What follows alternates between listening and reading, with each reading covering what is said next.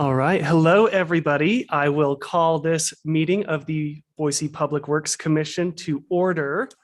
And I will start with a roll call. If you are here, please let me know. Commissioner Crowley.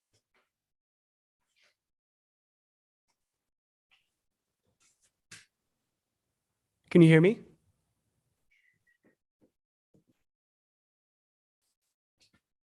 Commissioner Hilton? I am here and I can hear you.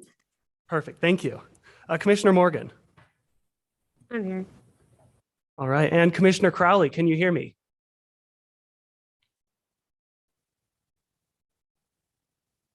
Looks like we might not have volume there.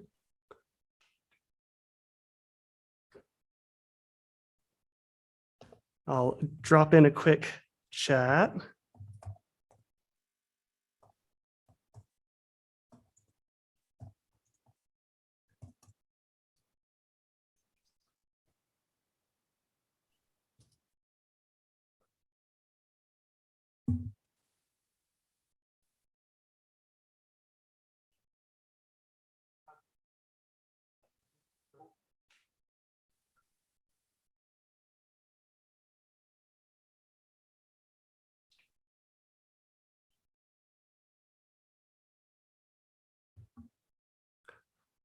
All right, we will try and get Commissioner Crowley on the line.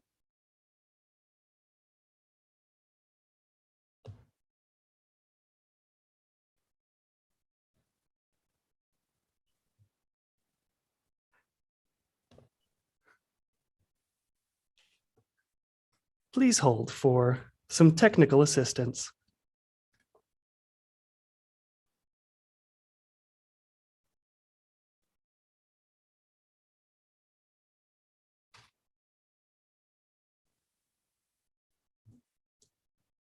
Commissioner Crowley, can you hear?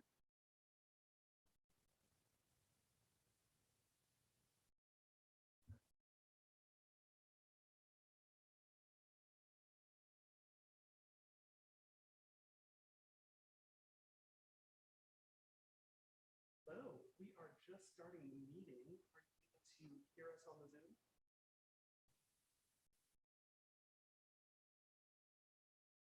We need to turn up the volume or something. We're just going to roll call and act so that. Okay, well, I see you. Can you hear me? Can you hear me now? Yes, I can hear you. Awesome. All right. Perfect. So we have Commissioner Crowley here, and that is quorum, and we can move forward. And thank you also, Councilmember Willits, for joining us today. Welcome. The first item on our agenda is an approval of the minutes from our last regular meeting on June 1st, and I would entertain a motion. Chair, Commissioner Morgan, I make a motion to approve last meeting's minutes. we have a motion. Do we have a second? Mr. Chair, I'll second that. A second from Commissioner Crowley. All those in favor, please indicate by saying aye. Aye. Aye. Any opposed, the same sign? Hearing none, the motion carries. Now, due to some unforeseen staff limitations, we have a request to amend today's agenda and remove the second item on our agenda, the Enhance the River update, from today's agenda and move it to our next regular meeting.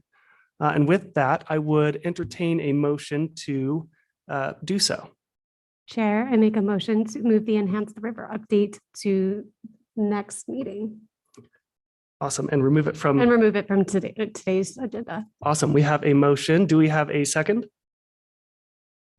I'll second that, Mr. Chair. A motion and a second. All those in favor, please indicate by saying aye. Aye. Aye. Any opposed, the same sign? Hearing none, the motion carries and the item is moved to our next meeting. And now on with our regularly scheduled agenda. And the first item of business is the Water Renewal IPDES permitting update. And I will turn it over to staff. Take it away. Chair, Commissioners, Councilmember So Steve is out this week, so I'm covering for him. Kate Harris is our water quality program manager. She will be presenting today. And so Kate, take it away.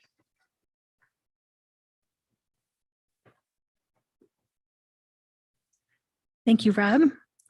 Can everyone see my presentation? It's on the screen. I can't see it. There we go. Thank you, Chair. I'm excited to talk to you today about our new permits that have been recently issued for our water renewal facilities. But I thought I would start with a brief introduction to or background on the Clean Water Act and National Pollutant Discharge Elimination System. Briefly discuss how the state implements the Clean Water Act, and then on to the more exciting part of the talk, of course, about our permits, the process that we have in obtaining them, and also the content. The Clean Water Act is the primary federal regulation that governs water pollution and protects water quality. The overall objective of the Clean Water Act is to restore and maintain the chemical, physical, and biological integrity of the nation's water. Now, this overall objective is translated into two goals: to reduce pollution discharge to our nation's waters. And the second, which is a lot of words there, but we call that to make sure that they are fishable and swimmable. The Clean Water Act has many interacting sections, and I won't be going through all of those today, of course.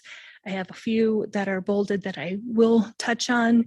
And of course, the one that's most applicable to us is Section 402, which is the point source permitting and the National Pollutant Discharge Elimination System. So the Clean Water Act specifically prohibits point sources from discharging pollutants to the nation's waters without an NPDES permit.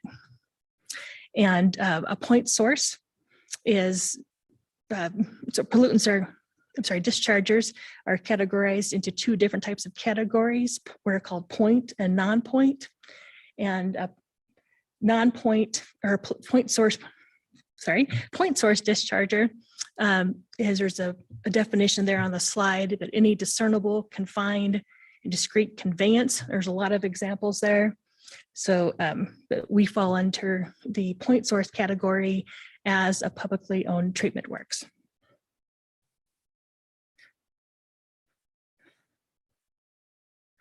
Idaho, of course, has its responsibility in implementing these federal policies in the Clean Water Act. What state water quality standards are the benchmarks that DEQ uses to ensure that they are protecting the nation's waters. These through the water quality standards are issued not only to protect public health and welfare, but to enhance the quality of the river, and then of course to meet their Clean Water Act requirements. There are three parts to a water quality standards, what we call the ABCs. The first is an anti-degradation policy, which keeps protecting waters and from being degraded. The second are beneficial uses, which I'll describe in a minute. And the third is criteria then to protect those uses. So the use designation system, uses are assigned to water bodies, and it is the standard that they are expected to achieve in terms of water quality. And while there are many out there, some examples of the beneficial uses that are assigned to the lower Boise River in the stretches that run through the city limits is designated for cold water aquatic life. So that's opposed to, say, warm water aquatic life. It's also designated for salmon spawning. Primary contact recreation, which means that we have to protect it to a point where we assume that people are swimming in the river instead of, for example, just boating or fishing on the river. It's protected for a drinking water supply, agricultural, industrial water supplies, aesthetics, and wildlife habitat. Now, these are important because of different criteria are associated with each of the uses to protect them. So that the part C, the criteria. So for example, the difference between a cold water fishery and a warm water fishery, the criteria are different, and just in the definition, you can imagine the temperature limits would be different. But another example of a criteria for lower Boise River is that the dissolved oxygen concentrations in the water must be above 6.0 milligrams per liter at all times, or the pH must be between 6.5 and 9.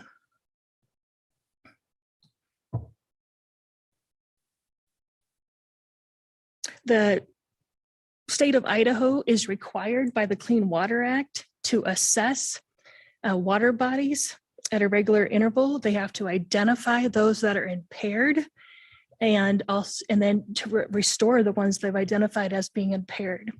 And being impaired means that they are not supporting one or more of their beneficial uses. The state assesses the water bodies every 2 years, and they are again compiled into a report we call the 305 integrated report. And then the ones that are not meeting the beneficial uses are put on what we call a 303D list, which means that a TMDL is required for restoring that water body.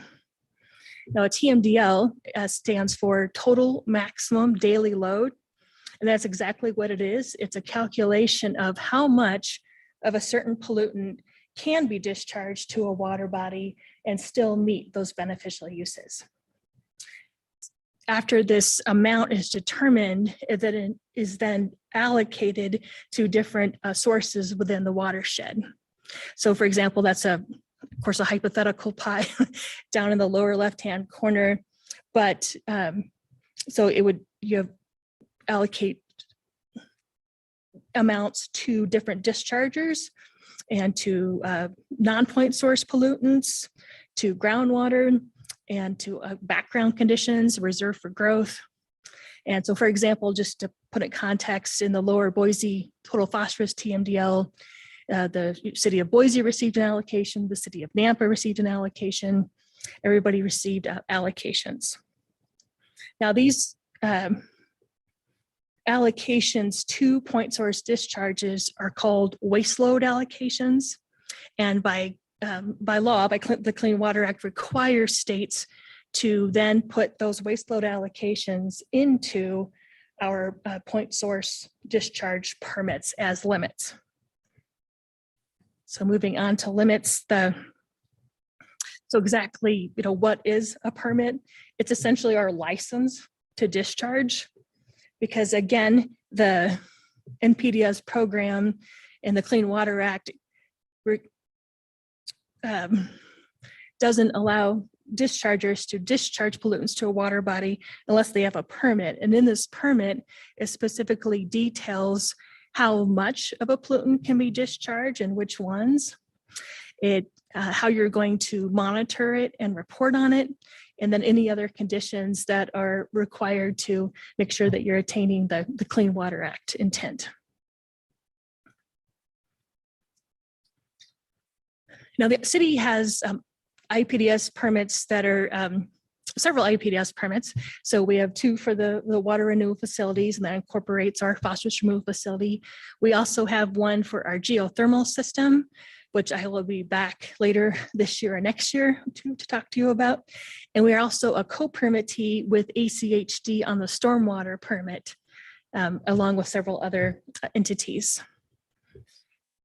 The Environmental Protection Agency previously issued our permits. The last permit was issued in 2012.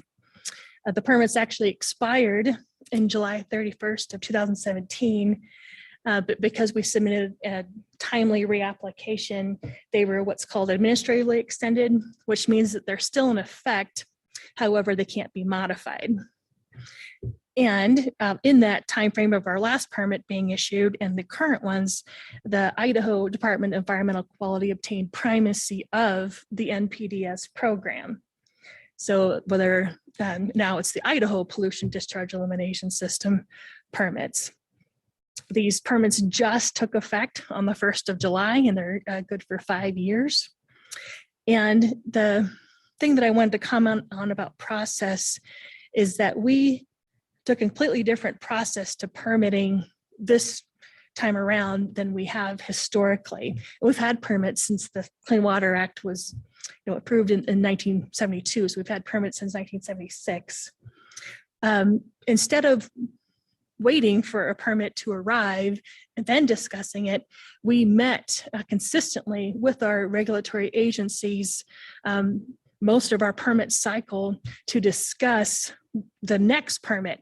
And we knew that the city wanted to implement innovative approaches and some other types of conditions, and that they needed a longer discussion. So we actually started meeting with them in 2015, but I think it was only about 3 times that year. So I said here we met consistently from 2016 through 2022. And for 18 through 22, it was every other month with follow-up meetings. So we've met a lot. And this was, I've worked for the city for 17 years. And this is one of the things that I'm most proud to be a part of, was the city's dedication to building a collaborative process with the DEQ instead of a combative one. And it did benefit us, as I will explain. Part of those discussions is that we had to back up some of the innovative approaches that we wanted to do with scientific data. So we have at the city a dedicated sampling and monitoring team, which is actually pretty rare for permittees, especially across the state.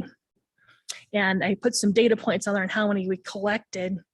But just for one example, we have temperature monitoring network. And over the permit cycle, we collected over 850,000 data points. We collect over 1 million data points annually that help us in making data-informed decisions. So it was, and I'll discuss later, not only the operation of the facilities, but the vast amount of data collection and analysis that helped us get some of the innovative approaches that we asked for. I'll move on to what are some of the big changes in the current permits over past permits. The first is phosphorus. And it's so funny to try to summarize these in 2 or 3 slides when these were years of discussion. But phosphorus comes from products with protein in it in our wastewater. So for example, milk products, meats, any protein supplement, lentils, legumes, those sources, as well as phosphoric acid, for example, is a component of soda, and that's in our wastewater. And also in cleaning products. So for example, a lot of detergents in your washing machine or your dishwasher have phosphorus in them. Those are also a large source of phosphorus in our wastewater. Phosphorus is an important element to not only to aquatic life and to plants and humans. It's one of the 20 most abundant elements in our solar system. And in surface waters, I should explain, are in Idaho, that means streams, rivers, lakes, and reservoirs. And so phosphorus is usually scarce in surface waters, and an excessive amount of phosphorus can lead to excessive algal growth, which is a problem because while the algae produce oxygen during the day, they consume it at night. And they can deplete the oxygen out of a water body, especially a lake. So okay. So what changed in our permit? So phosphorus was not new to us. So we have phosphorus limits in our last permit, but one of the big changes from when our last permit was issued is when the current permit is that the last permit was based on the allocation that the Boise River received as part of the Snake River Hell's Canyon TMDL. And because the city of Boise discharges to the Boise River, which discharges to the Snake River Hell's Canyon complex, we received a permit limit to support that TMDL. But in the meantime, since that permit was issued in December 2015, the lower Boise total phosphorus TMDL was completed and approved. And so in addition to the state of Idaho coming up with this total maximum daily load to meet the Snake River Hells Canyon TMDL, there was also an analysis to make sure that we are not polluting the Boise River itself. So not just what we discharge at the mouth, but the length of the Boise River. And that was a significant change in our current permit. So our effluent limits were updated to reflect the allocations in the lower Boise total phosphorus TMDL. One of the biggest differences was that they contain year-round limits, which we didn't have in the previous permit. I'll talk about that. One of the significant things about the permit is that we now have what's called a combined load. And why I say that's significant is that while this is not new to the country, it is new to Idaho. We are the first permittee to receive a combined load in the state. And that means that instead of having separate effluent limitations for total phosphorus for our 2 water renewal facilities, we actually have one number that the city has to meet. And that is expressed as a calculation. So it's the phosphorus discharge from our Lander Street water renewal facility, plus the phosphorus discharge from the West Boise water renewal facility, minus what we remove at the phosphorus removal facility with an offset. And all of that has to be less than that TMDL allocation that we received that was required to be put in our permit as a limit. This is a big benefit to the city of Boise because it provides operational flexibility, especially over the next decade as we have large construction projects coming, and with the lower limits that we can shift some of that burden between the facilities. And it also has an environmental benefit because any pound of phosphorus that we remove at the phosphorus removal facility instead of the water renewal facilities, we actually have to remove 1.5 pounds. And because of the location of the phosphorus removal facility near the mouth of the Boise River, that helps the river as a whole meet that Snake River Hells Canyon TMDL allocation at the mouth of the Boise. Our permits contain a 10-year schedule of compliance. And what that means is that NPDES permits can have schedules of compliance that are enforceable, actionable steps that are making progress toward meeting a final effluent limitation. And the reason why we received a schedule of compliance in this permit, as well as the last one, is because of the TMDL that was issued for the lower Boise. It significantly shifted the city's strategy and capital planning decisions that we had made early on for May to September limits when we hadn't accounted for year round, and that required more time. And that is a different limit than it was in the previous permit. So they issued us a new schedule of compliance. We do have interim limits that we have to meet during the 10 years. However, they are annual averages, which is also a benefit to the city of Boise, is that an annual average is easier to meet than for, say, like a weekly one. So that is a significant benefit to the city of Boise. It provides us, that 10 years provides us additional time for additional optimization of our current facilities, the evaluation for tertiary treatment, pilot testing, different types of treatment if necessary, and getting them constructed, built, and of course funded. So just to wrap up phosphorus, our current limits in our new permit are consistent with the final allocations in the Boise River TMDL. They are year-round, expressed as a combined load limit, and we have 10 years to meet that final effluent limitation. I'm moving on to biochemical oxygen demand, or BOD. And BOD is the measure of the amount of oxygen consumed in breaking down organic matter. So we have a limit for this because our wastewater has significant amount of solids that are made of organic matter. And if these were discharged to the lower Boise River, it would require a great deal of oxygen demand in the river to break these down. So the solids in the wastewater must be significantly treated before they are discharged so we don't cause that burden on the river. The changes in this permit is that our effluent limits are less stringent than they were in previous permits. And this is also an item of note because there are certain conditions you have to meet for what they call anti-backsliding requirements, because you typically can't just get your less stringent limits. You have to meet a few points of justification. So for example, one is if you had significant facility upgrades since that limit was assigned, or if the conditions in which that limit was based on have significantly changed. And we had both of those. So for example, we dug out, it took a lot of digging, but this old limit came from a memo in 1979, and the conditions are no longer applicable. So for example, we didn't have a Boise River in-stream flow requirement back then.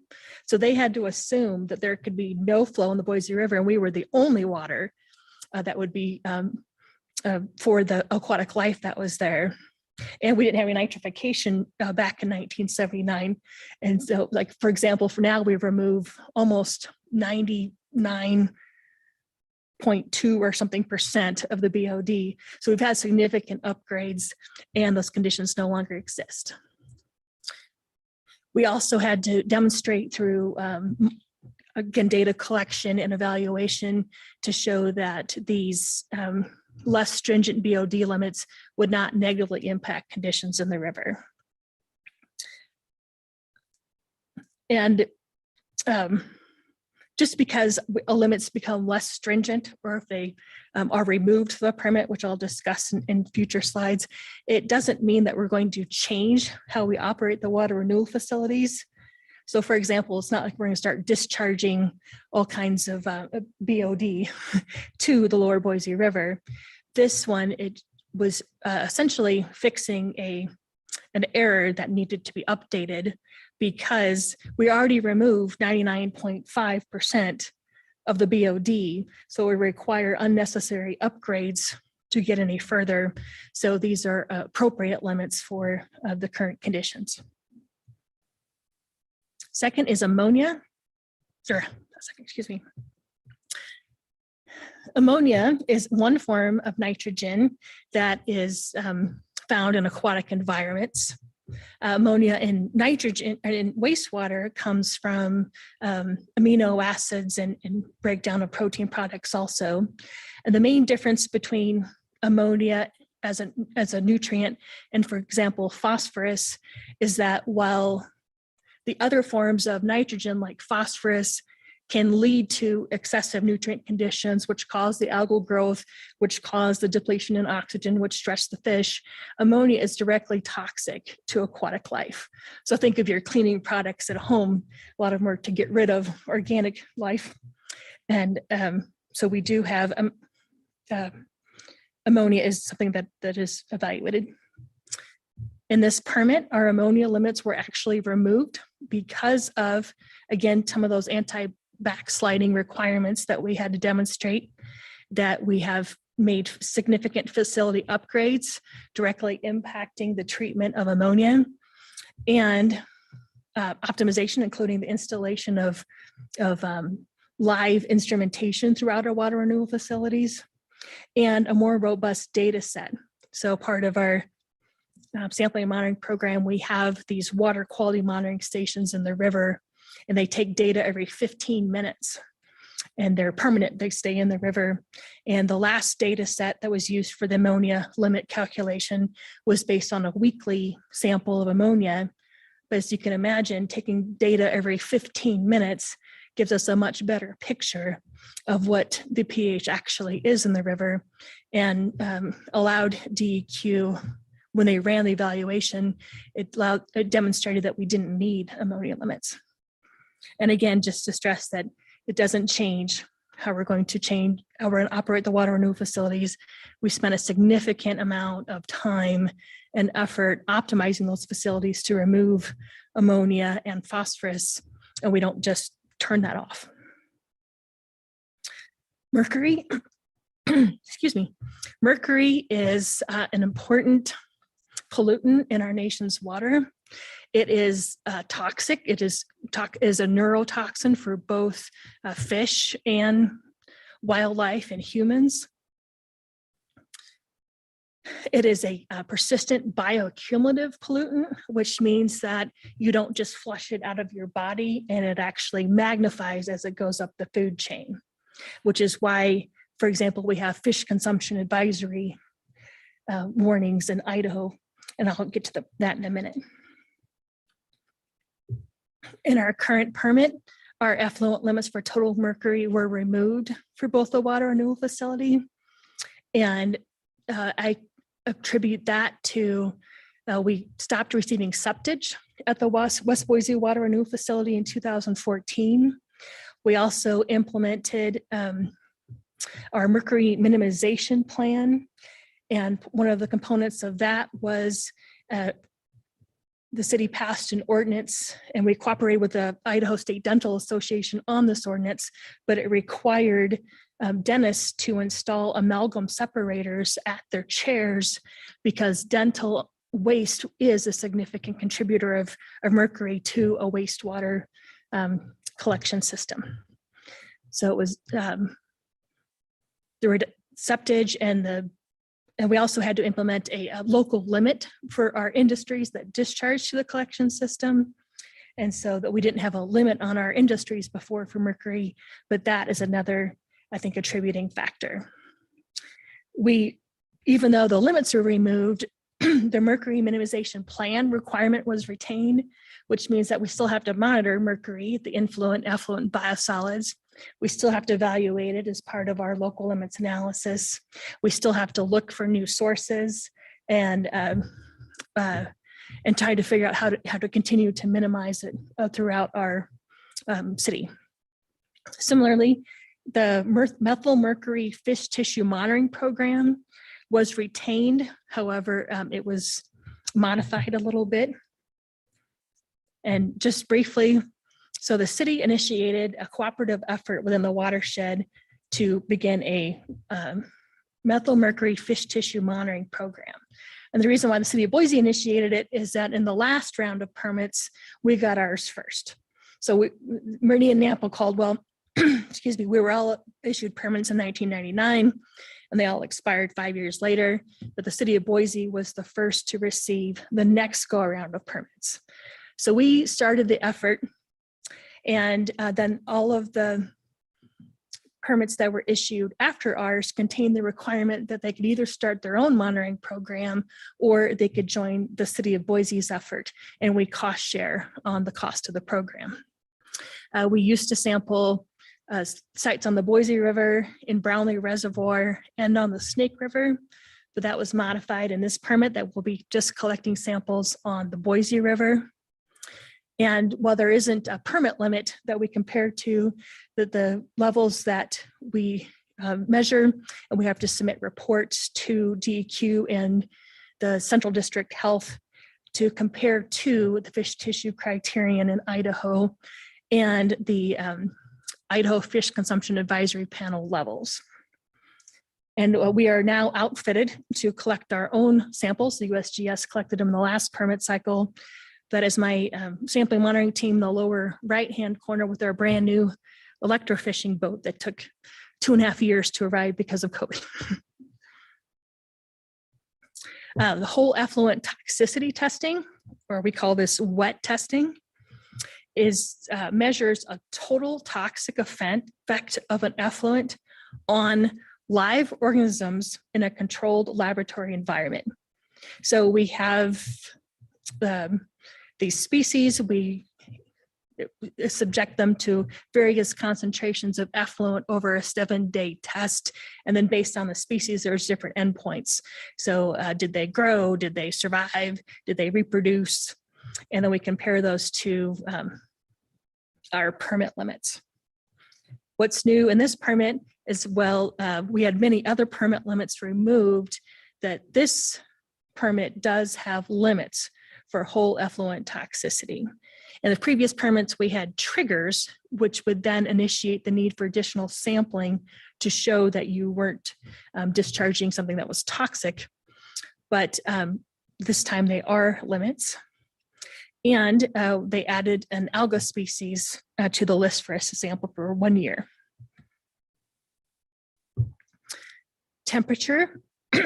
This is another one that I will be back to talk to you about, but I'll talk on it briefly. The effluent temperature limits were removed from our Lander Street water renewal facility permit, and we received a 8-year schedule of compliance for the West Boise permit. But what's unique about the schedule of compliance is that it's not just what steps are we taking in facility upgrades to get to the final effluent limitation, but it contains a couple of decision points. So we've been working on what's called a section 316A thermal variance that we submitted to DEQ in January of 2017 that they are still deciding on. But we can also work on an offset program if we would like, so kind of similar to our phosphorus removal facility, that's an offset program, or we could make facility upgrades or some combination of those alternatives. And we do have interim limits, again, similar to total phosphorus that we have to meet during that schedule of compliance. And just briefly, so the 316A, so it's a Clean Water Act, Section 316A thermal variance, and it allows for the alternate thermal effluent limits when the limits in your permit are more stringent than necessary to protect the aquatic life in the water body that it discharges to. Anybody seeking the party that is requesting thermal variance has to do the demonstration that the limits are more stringent than necessary. And this is through both data collection and empirical and modeling data to demonstrate that. And why this is unique is temperature has been an issue, specifically in the Pacific Northwest for many years now. And many of the strategies that have been proposed have been litigated. But this is a strategy that is clearly within the four corners of the Clean Water Act, as the kind of the sections noted there, the 40 CFR sections. The unique thing is that this is typically issued to thermal power plants, but has never been issued to a municipality. And we are hoping to be the first. So I will be back to discuss temperature. And the last thing I wanted to comment on is split flow. And this is a term that we talked about at the city, where we can make a decision if we want to run some or all of our of our flow within our water renewal facility through a particular treatment step. So for example, on the upper left-hand corner, we have flow coming out of a secondary clarifier. And it can either go straight across to the UV and then discharge the Boise River, or there's a step where you can then divert flow down into tertiary treatment step. So just for an example, let's call that filtration. Well, if filters are very expensive, both to purchase and to maintain, and if we don't need to run all of the flow through the tertiary treatment or the filters to meet our final effluent limits, it would be beneficial and beneficial to our ratepayers if we didn't have to. Now, this is something that was typically prohibited by the Clean Water Act. It's called bypass, where you're bypassing part of your treatment train. But we worked with DEQ both when they were developing the IPDES program, and then certainly during our permit development meetings, that we're not bypassing any part of treatment. This is our treatment. That it's a secondary clarifiers. We decide how much goes to tertiary treatment. We have monitors upstream and downstream, and it's still protective of the beneficial uses in the water quality in the river. And this is another big benefit to the city of Boise, because we can right-size the treatment for what is necessary and reduce operational costs significantly. In summary, the water renewal facility operations during our previous permit resulted in the determination that many of the limits that were removed in the current permits resulted in the current permit limits being removed. So all the data that is collected during your permit cycle is then used in the next permit cycle to evaluate if you need limits or not.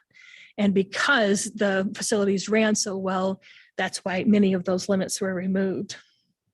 Some of the innovative approaches were supported by our dedicated water quality team and helped DEQ be comfortable with the decisions, because they have to document all of the reasoning and justification behind what was incorporated into our permits into what's called a fact sheet. So they needed all of those facts to demonstrate that we weren't be impairing the Boise River by any of our actions. Again, the collaboration with DEQ achieved a better permit outcome for the city. So the new permits went into effect July 1st. I'll be back to discuss temperature. And believe it or not, we're already outlining issues for the next permit issuance, that they take years to set up. What are the things that we can be working on now to talk about in the next permit renewal meetings? With that, I'll take any questions. Awesome. Thank you for that presentation. And we will open it up for any questions about the presentation. Commissioner Crowley. Thank you, Mr. Chair. I'd first like to say that that was an excellent presentation, very informative, and covered one of the big issues that we've been dealing with as part of the water renewal utility plan, and that is what is driving the costs and the need for capital expenditures. And one of those, and these came in equal parts, was capacity, condition, existing condition of facilities, and regulation. And the presentation that today has just been very, very helpful in understanding the third part of that. And so a couple just questions. The PRF that you refer to, is that the Dixie Drain project? Yes, it is. Chair, Commissioner, yes, it is. Okay, that's what I thought. And much of what you have accomplished has been done so prior to, I think, a lot of the budget work that and the capital requirement studies that have been going on for the past 2-3 years and resulted in the bond issue that we just saw approved. How much did it change, for example, in TMDL, did that affect our capital requirements? Do you have any idea as to how that may have affected the city's capital requirements? Chair, Commissioner, I do. That was one of the facts I left out, was that the TMDL allocation that the city of Boise received required us to reduce our phosphorus discharges by 98%. And so there have been significant upgrades. And if I remember it correctly, it's already, so the cost of the phosphorus removal facility, the cost of the struvite production facility, future upgrades, I think we were already at $120 million, I think, if we looked at all of the upgrades that were necessary to get to those phosphorus removals. They were significant.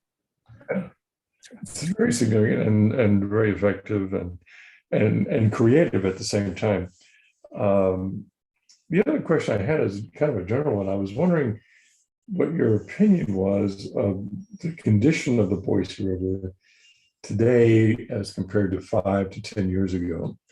Have you seen significant improvements, or is it the same, or has there been any change that is negative? And from your point of view, but based on the metrics that you have to deal with? Chair, Commissioner, that was a wonderful question. And if the Enhance the River presentation would have gone more into that, but I can say that we are seeing significant improvements especially, for example, some changes in the biology, I would say are significant because they are the organisms that have to live in the water that is there. And in the past couple of years, we found a species of fish that we hadn't normally found below the West Boise water renewal facility until just the last couple of years. It's a sculpin, and they're very sensitive. So that was an important find. And another kind of a water quality plus is that we started as part of another project looking for mussels in the Boise River. And no one thought there were any mussels in the lower Boise River. And when we started looking, we found them everywhere. And mussels are actually a good indicators of good water quality. So there's that. And then, but part of the Enhance the River that I was going to talk about is that there are still significant limitations to habitat in the Boise River because of the nature of it being a regulated river, so the dam, and because of the channelization and floodplain constrictions, and there's some sediment habitat issues. So we'll be talking about that, and part of our Enhance the River program is to restore that again to benefit the fishable part of the Clean Water Act. Those are all the questions I had. Thank you again. That was a very nice job, and we'll look forward to your presentations in the future. Awesome. Any other questions? If not, I have one. So as you have moved to more regular testing of some of these pollutants in the river, have you been able to identify peak times of year that certain pollutants are heavier, are measured more heavily than others, and what some of the correlative causes might be for that discharge? Chair, yes. And what might some of those be? Sure. For example, ammonia toxicity is driven by pH and temperature. So those are as the temperature increases in the summer, ammonia can become more toxic. As the pH increases, it can become more toxic. So we actually have different limitations for those type of pollutants that are really driven by flow in the river. And so that is one of them, is ammonia toxicity. We do know there's certain cycles of nutrients in the river. So for example, phosphorus, a lot of it, the algae dies off a certain time of the year, and we see kind of a slug of phosphorus discharge is usually in October or November. Let's see. Metals, I don't think so, but but ammonia is definitely one that's important because of its toxicity. Awesome. And that sounds like it's sort of natural features of the biological ecosystem within the river itself. And for the water that is flowing in for treatment before discharge, have we identified what some of the strains might be there as well, peak times of year? I'm thinking external factors like the dentist's office discharging a lot of mercury, and some solutions that might not be necessarily on the treatment end, but more on the prevention end. Any ideas for conversations moving forward that may move in that direction? Chair, that is a wonderful question. And part of our pre-treatment program, the pre-treatment program is also required by the Clean Water Act for wastewater treatment plants that discharge over 1 million gallons a day. And part of that is we have to do an analysis of the industrial discharges to our collection system and how they're impacting our water renewal facilities. And part of that analysis is why we have the local limit for mercury. We have a local limit for phosphorus, and we have one for ammonia. And I could definitely see us implementing more in the future to be more protective of our water renewal facilities as these limits get more stringent, that we need to be protective of that biological system. Awesome. Thank you. I look forward to learning more about what some of these preventative measures might look like in the future. Thank you. Awesome. Any other questions for staff on this presentation?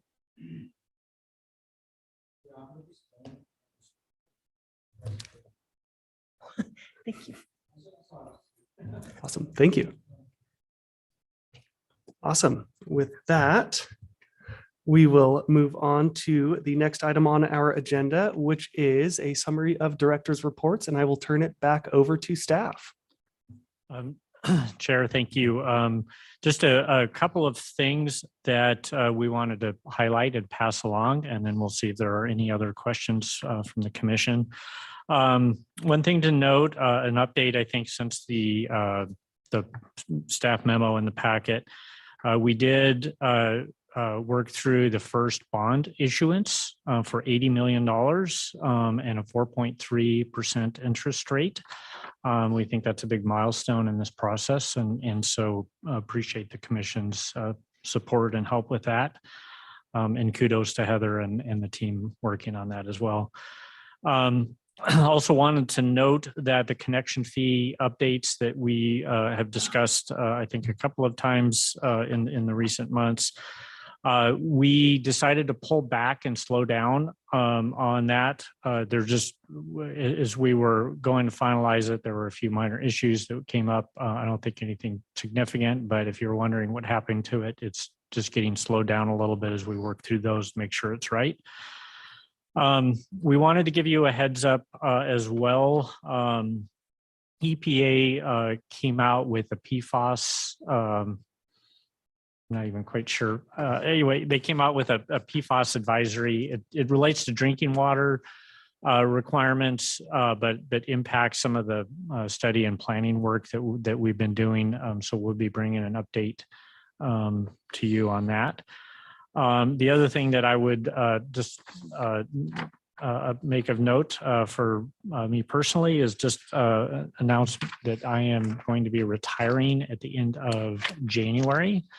It will be just shy of 28 years. And so Sean Wilson, who's been the Assistant Facility Program Manager, is stepping up into my role. During the next 6 months, we're kind of swapping seats to smooth that transition over.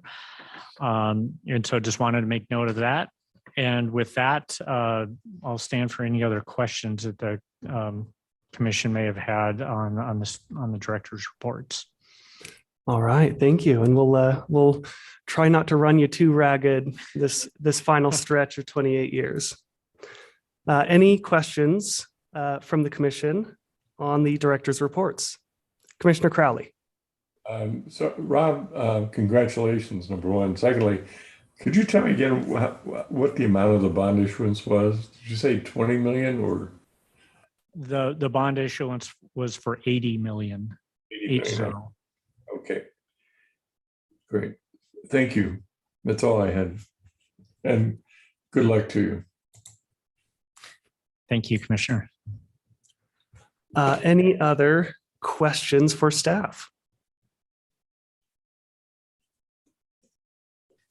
Hearing none, thank you. Is there anything else to come before the commission? All right, hearing nothing, I would entertain a motion to adjourn. Mr. Chair, I would move to adjourn. We have a motion. Do we have a second? I second. Motion and second. All those in favor, please indicate by saying aye. Aye. Aye. Any opposed, the same sign? Hearing none, the motion carries and we are adjourned. Thank you.